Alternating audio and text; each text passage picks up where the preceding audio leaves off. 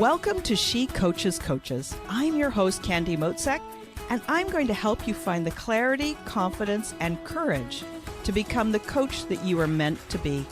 If you're a new coach, or if you've always wanted to be a life coach, then this is the place for you. We're going to talk all about mindset and strategies and how to, because step by step only works when you have the clarity, courage, and confidence to take action. Let's get started. Hi, everyone, and welcome to this episode of She Coaches Coaches. I'm welcoming an interesting guest. His name is Alexander Ford, and he is about marketing and human behavior. So the reason I was interested in having him on this podcast is because, well, human behavior, like that is just something that coaches are always into. Let me read you a little bit about Alexander. He is the president and CEO of Measurable Genius, Calgary's only polymathic services agency. Alexander has been pursuing his dream of helping entrepreneurs and business owners find their story, acquire new leads, and scale their business since he first became an entrepreneur at age 12. By combining strategic consulting, information technology, and marketing services, Alexander and his team convert challenges into opportunities other experts, specialists, consultants, or gurus have been unable or unwilling to solve. And that last word, or phrase, unwilling to solve, that was the thing that really caught my eye. So welcome to She Coaches Coaches, Alexander. Hey, thanks for having me. Yeah. So tell me about your journey. I know starting at 12, and you're definitely more than 12 now. So tell me how you got here. What got you here? Incremental. I got here incrementally. I like to start most of my stage presentations by saying that I'm an only child white boy from Canada in a middle-class family, and I've literally had no problems in my life. I've had some people on social media tell me I need to talk about privilege, and I'm like, I swear to God, I'm totally aware. Yeah. I haven't had any monumental like injury or like moment of transformation. I've had my issues with authority consistently the whole time. And so I grew up wanting to figure things out. And I identify as a problem solver, and I'm super good at using Google, which makes me a great IT guy. And I like to build things, and I like to reverse engineer systems, and I like to look out into the universe and see if there's some formula that makes it so I can push a button and get a predictable response. And I've basically followed that thread into the land of business, which I think is a crucible where we get to grow and learn and evolve and play with others, hopefully people we like. And so my bio says I started at 12. I was selling people websites behind a Gmail address, and I was building computers from parts that I bought at a local parts store. And I was, selling remanufactured toner and picking up boxes of paper from Costco and dropping them off at golf courses. And eventually I got into marketing, and here we are. I've just sort of found my path that way. That's so cool. And there's something, I don't think that people are born entrepreneurs, but I think that there is that hunger for that kind of adventure and that kind of development and growth, right? Like some people just love that challenge. Give me a challenge, give me a problem, let me go at it. And other people are just like, no. Can you tell me if A goes before B today? Or, tell me the path to take. And what do you think is the difference between those people? And I know this isn't what we were going to talk about, but I'm curious what you think. Yeah, I'm happy to go there. I think that it's hard to separate people from their environment.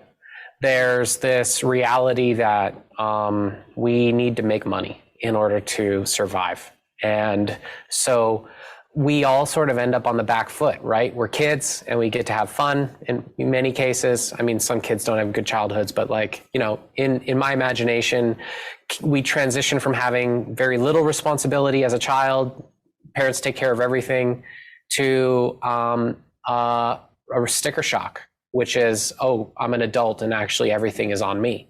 And I don't think we prepare people for that super good as a society, at least in North America. I think like we're in jobs under duress, doing stuff we hate, working for managers who have no idea how to take care of us, because they're also suffering and trying to make money so that they can not do something they hate. And there's this like downward spiral before people have even really begun. It's like, you know, we wake up and we're like, wait, like what's going on? Why do I have to do this? Why am I forced into something I don't like? And I think that's where most entrepreneurs start. They're like, at least if it's under my own command and control, like I can like have some sense of meaning and I can have my own storytelling, and I feel like at least it's me tackling a challenge that matters. But for the people who are like really wanting to be told what to do, I feel like probably most of them are sort of stuck. They haven't figured out yet how to like pursue an opportunity that has meaning to them. If something has meaning, people tend to endure challenge, and they tend to be willing to tackle complexity and to like have their leadership emerge. So I think there's a big element of having the opportunity to do something that matters, being the precursor to willingness to take on challenge. Yeah. And, you know, and as you're speaking, I'm also thinking about, you know, so first there's that drive for meaning, which is super important. And what I see, it's not that I have a lot of youth in my life, you know, a lot of teenagers. I see a lot of this message of, you know, do what you love thing. Mm-hmm. And it's such like an open-ended, like, do what you love. What does that mean? You know, like, if you love to dance, is it, you know, like, do you just dance and assume that everything's going to work out? So, or do you, or how do you approach that, right? So, like, as you're describing it, we get this situation where people end up in jobs under duress because now they got bills to pay and rent and all that stuff. Mm-hmm. But then they've maybe grown up with that conflicting message of do what you love, and it's sort of, I don't know, like those messages don't go together. Like neither of them, yeah. Right? There's a gap there. One of my mentors says that the quality of your life is based on the quality of the questions that you ask. And so I do totally understand how those are apparently opposing ideas, like go do work to make money versus do what you love. But between those points is like a third ingredient, which is creativity. And there's some nuance, which is to say, I think people should do what they love. And at the very least, until they get there, they should learn to love what they do. Because we have the capability to transform our perceptions and therefore our actions and decisions in life. And we can transform our emotional experience. We have the capability. The father of modern psychology, William James, said that the greatest capability of the human mind is essentially to be able to transform our perceptions, which will then therefore transform our experience of our reality. And so if there is someone who is stuck in something they don't like, and they've got a story that they don't like it, and they haven't thought to, or they haven't taken on the challenge of transforming their perceptions, not only are they stuck in their reality, but they're also stuck in their story. Mm-hmm. And for the person who loves what they do, you know, a big chunk of people probably end up there by the grace of God. Like they're just like, you know, accidentally fell into a reality where they get to do what they love and be handsomely rewarded or paid for it. But for those of us who like didn't go there by default, I think how most people end up there is that they are creative in problem solving. How do I create a life where I get to do what I love and be paid for it? How do I create a life where I incrementally take steps towards manifesting that dream? It's not going to happen at the snap of a fingers. It's going to be something that I meticulously plan and create for myself in my life. Like that is the crucible, and all of us are in it. And it's not something that surface level affirmations or idealisms are going to solve. It's going to take some fairly high quality questions and actions and decisions. Yeah. And it's a different kind of effort, right? Like to change your story and to change your thoughts and to change the habit thoughts that play through your brain it's a weird kind of effort. And then all of a sudden you've got a whole new set of core beliefs and you kind of forgot about those other ones.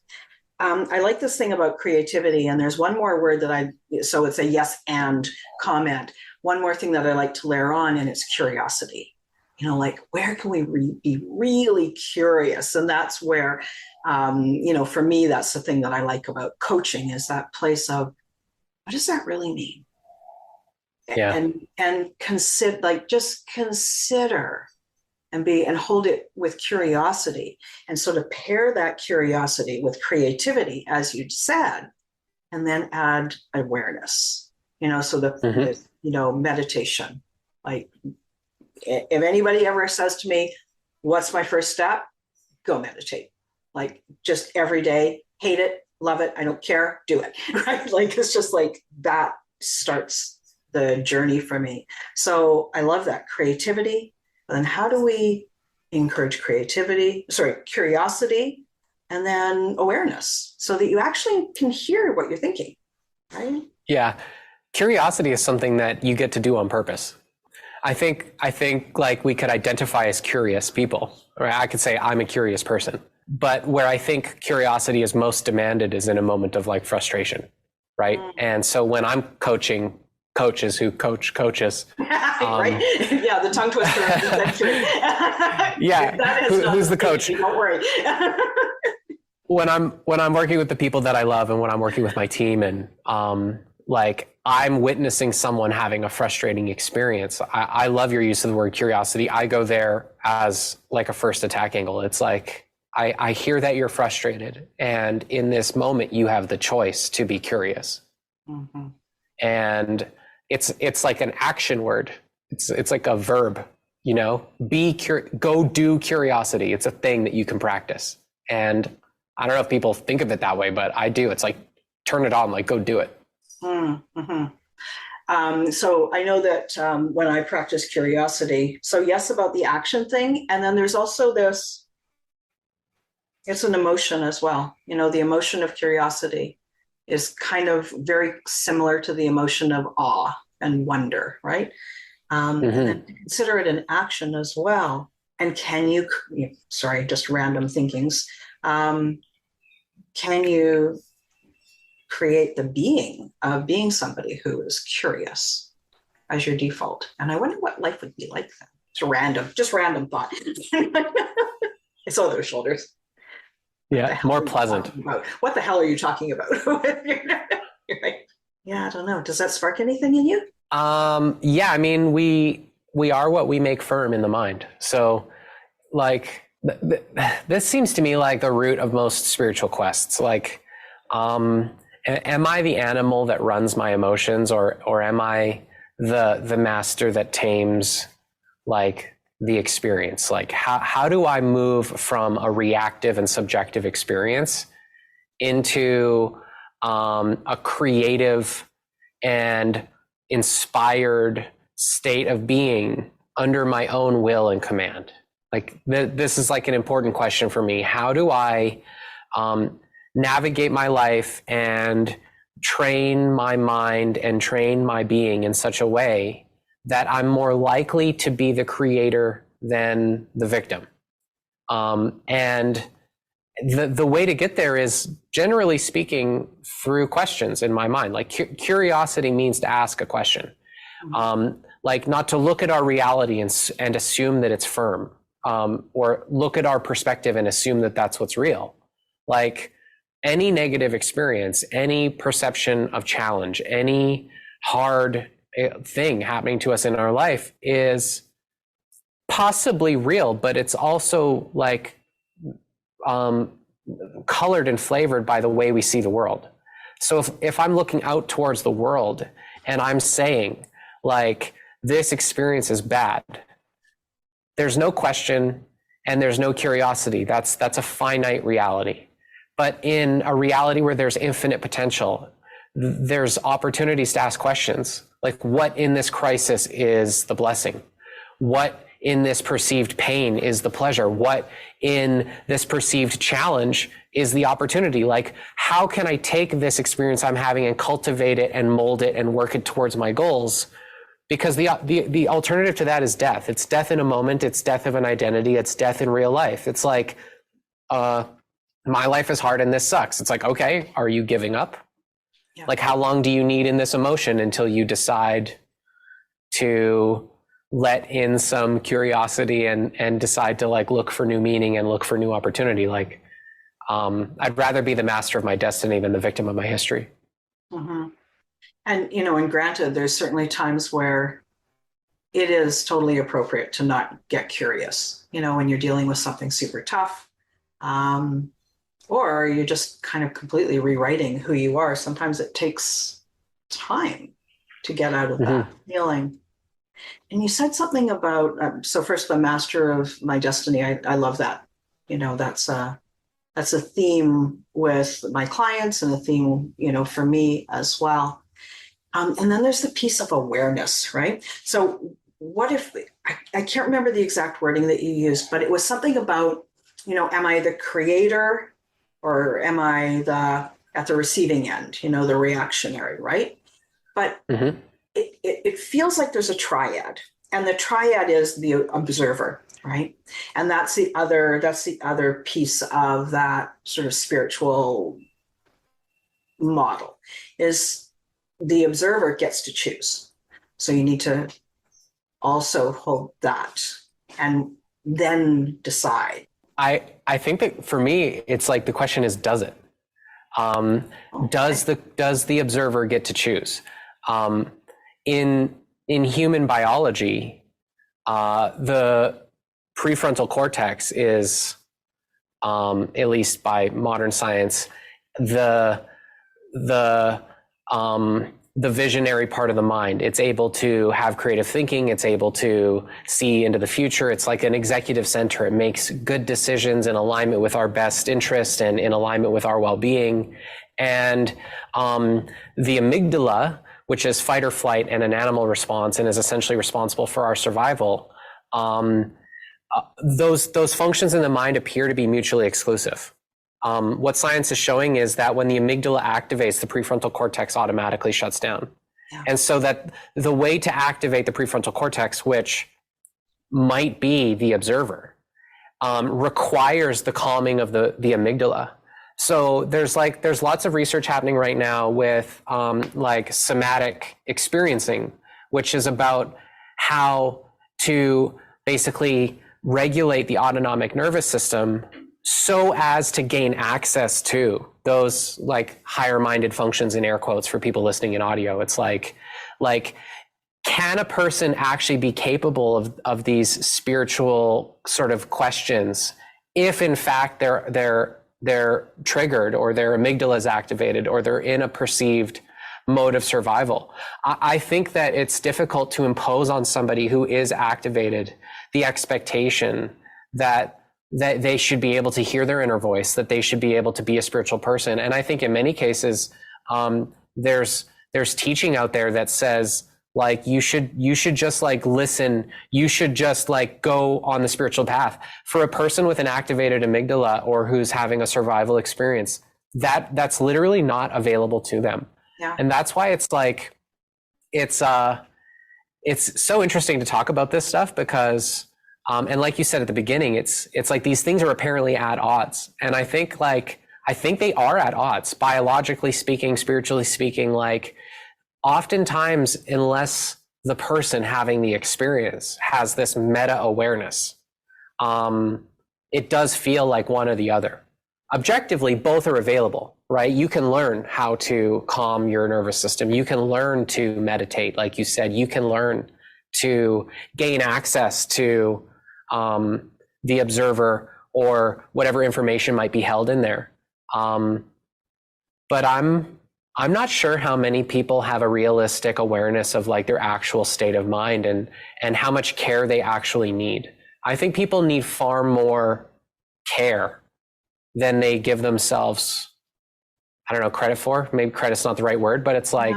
Yeah, I hear you. Like, it's just like you don't know what you don't know. And and so when I hear the word care from you, I'm thinking like, truly caring for yourself, truly nourishing and nurturing yourself. And, for people that are in that sort of the triggered state, the more survival state, it is a very difficult road. That's what I see. It is a very, very difficult road. I know that they need it, but can they, I know that it's possible for them, but can they even see it to then? Often not without help. Yeah, right? They need a great coach. They need someone who loves them. They need a friend who truly gives them good feedback. And for many people, they don't have the quality of relationships necessary to have that type of a dialogue. Mm-hmm. I try really hard to do that. I see my responsibility in my business as to take care of the people who work here. I think a lot of businesses are structured in a way where it's like, you're all here to help me figure your shit out so my life can be better. Mm-hmm. And it seems like the right thing to do. It's a very short-sighted goal though, because the business has the best chance of success. A person has the best chance of success when they're able to think clearly and strategically and have forethought and have inspiration and genuinely be doing work that is meaningful to them and is aligned with what's important. And if I, as a tyrannical leader, I'm keeping people in fight or flight all day, I'm having the exact opposite result, which is I'm making people dumber. I'm causing them to be highly reactive. I'm creating time pressure and scarcity. I'm putting them in situations that make them uncomfortable. They've got knee-jerk reactions. This whole cascade of negative outcomes occurs. It's actually in my best interest as a manager and a leader to help my team and to help the people who work here, help my family, help my friends, be regulated, to have time and space to get centered and to have a job or a role that's aligned with something that matters to them, and to give them reasonable deadlines and reasonable plans to produce reasonable results. And for all of that to happen, I either need to have the resources or I have to have the mindset myself to deliver that, regardless of what our environment experiences. And I don't think that that's a very common approach. But I think it's changing, right?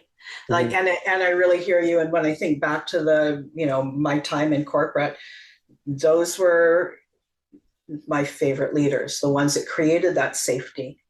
And, it even goes so far as into speaking of our team as resources, right? And so I've got my soapbox that I jump on about people are not on they're not on the P&L, they're not on the income statement. Your people are actually on the balance sheet. They are assets if you treat them as assets. And so that's just, but there are certainly leaders, companies that approach business in that way. And I think that eventually the others will be obsolete, because people, if you're in a triggered state, you're either going to fight, so you got conflict in your team, or you're going to flee and go and work for the other person, right? It's as easy as that. Or freeze, stay there and be, I don't know what, just stay there, right? So I think it will change. I think it must change. I would just love it to change faster. I guess that's my place of impatience, is what is the right speed? How can I stay curious?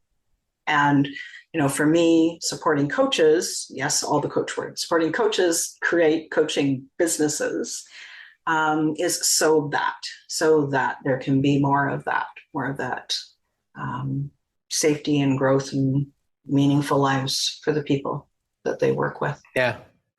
It starts with each of us, right? It starts with our breath. It starts with us. We all have a responsibility to self-regulate. It would be nice for all of us to say, I've given up on my fraternal parents and now it's time for there to be a business parent. But the reality is each of us are our own caregiver. We are our own advocate. We are our own sovereign people. I have a responsibility to take care of myself, and to the degree I'm capable, take care of others, but it starts with me. So in that regard, it starts with your listeners, it starts with your clients, and to the degree that they're able to regulate, they're going to set a good example for their clients. And, it goes from there. Hopefully some more leaders hear this type of messaging and they can see the only sustainable way to grow a business is to have sustainable team. Yeah. You can't build a business on desperation. In an ideal world, we're building businesses on inspiration. But very few people get there. It's a gauntlet, and it takes like persistence and effort and courage. And I hope at least to achieve that in my life, because I'm aware of it and I'm talking about it. And I think I have a duty to be the change I want to see in the world. Right. Thank you. Really appreciate your time. Any closing words that you'd like to share? Yeah, I mean, I guess if you're listening to this, take a deep breath. Yeah, as simple as that, right? It all goes back to the breath. So people who are interested in you and what you do, how can they find out more about you? I produce a lot of content, and it's all hosted at measurablegenius.tv. Wonderful. Thanks so much. Thanks again. Thanks for having me. Thanks again for listening today. Please hop on over to Apple Podcasts and leave a review. Also, I would love to hear from you. Did something that I say resonate? What else would you like to learn about? Click the link in the player and leave a comment on the post. This is going to give me great ideas for future episodes so I can help you best. Join me again next week for more coaching, support, and teaching to help you become the confident coach you are meant to be.